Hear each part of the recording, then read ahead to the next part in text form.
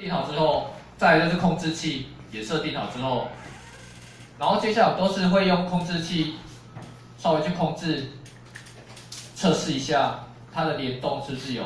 可是你会发现，事实上我们模型还没有连起来。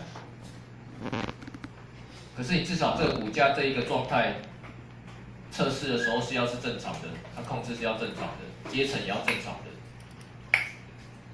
然后这样之后呢，我们接下来来到第3层，就是绑定模型层、骨架，然后再来控制器，然后再来就是绑定。所以说你会发现，其实在我们的流程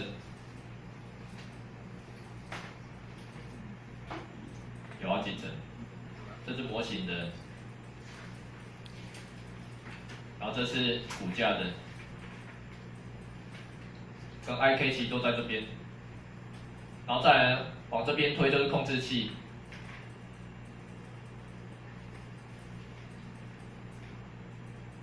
等一下在绑的时候就直接进到这个流程了，所以说你会觉得很混乱，所以说先把它讲出来。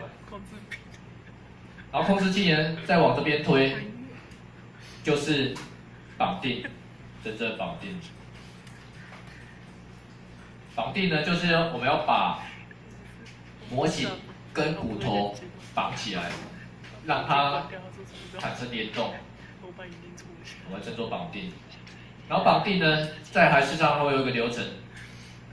第5就是画权重，权重事实上是一个蛮麻烦的东西。然后通常4、5啊，4、5这一个流程，在2014的功能都很阳春，突然在2016变得爆强的，也变得很精准，所以通常来说比较建议，如果说你真的可以的话 ，Begin 用2016，就是画权重，画权重事实上也是一个比较困难的，可是等一下我都会稍微讲一下。我一口气把流程都跑完哦，然后再来呢，动作测试，这是6，不要怪我滑鼠只能写成这样。动作测试，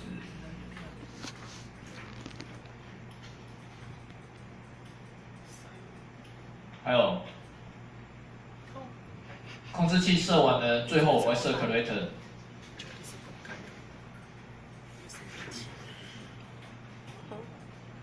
设定 creator， 设定 creator 呢，我们就可以很方便的来控制角色的动作。事实上，设定 creator 在这边，你会发现这个流程在这边哦，它指定其实在这边，所以就会发现这个流程就是我们接下来要做的。应该上课，应该暑假之前可以跑完。所以说你会发现流程怎么那么长。好，在这边，我们先以这简单的来做绑定。我们先来绑 FK 这一根，然后怎么绑呢？它绑的连接很简单，指令在这边 ，skin 底下。然后它绑定呢有分几种。一种是刚性的、硬性的绑定，一种是柔性的 soft。然后一般来说，我们会用这一个，因为这一个可以画权重，因为权重画得好的话，事实上它在运动的时候也会感觉有一种肌肉的运作。等一下我们可以稍微练习一下。然后这一个呢？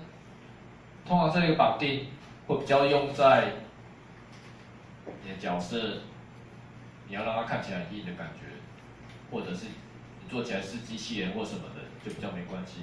可是假设你要让你的角色感觉比较有肉的感觉，比较有弯曲感，是比较自然的，通常我们都会用这一个。那我们打开它的设定哦。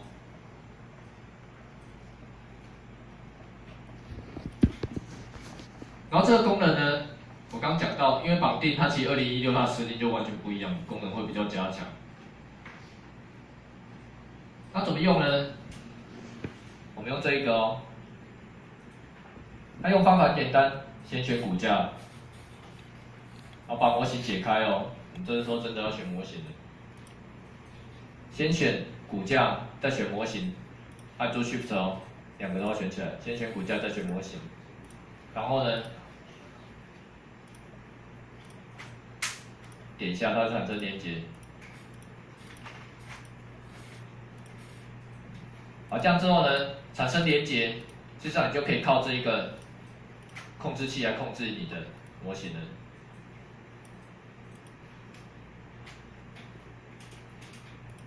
它产生联动，就是这一个绑定的第3阶段。然后这个也是哦，我一口气绑最后面这一个，先选控制器，先选骨架，再选模型，连起来，一样。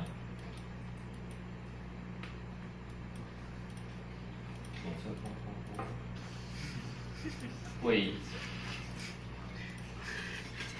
你会发现这样连起来之后，你整个控制器，然后连起来之后回来，把模型一样把它锁起来，不要去动到模型。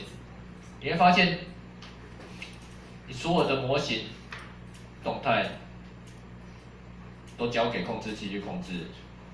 为什么要这样子呢？因为这跟你的工作的流程也有一个很大的关系。